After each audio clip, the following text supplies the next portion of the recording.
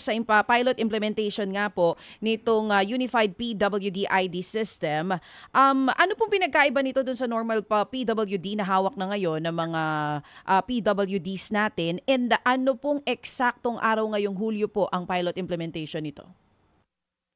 Ma'am Chacha, ang pagkakaiba niya is iisa po yung design.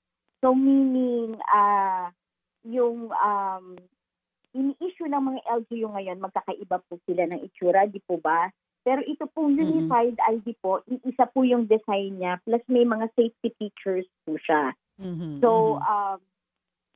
ang regarding naman po dito sa launch, naapektuhan po kasi kami ng election ban. So, with regards to the procurement of the system. So, however, ngayon po is may separate modules po ito, which is very technical, pero I think it's 6 modules po na niraran na po namin yung ibang part na functioning, and some parts po like yung po mga dashboard and yung LGU interface po, yun pa po yung tinatapos pa po namin. So, I think baka dito sa July po, baka hindi pa namin ma-launch formally until such time po na okay na po na nagraran po yung system kasi may mga foolproofing pa po ito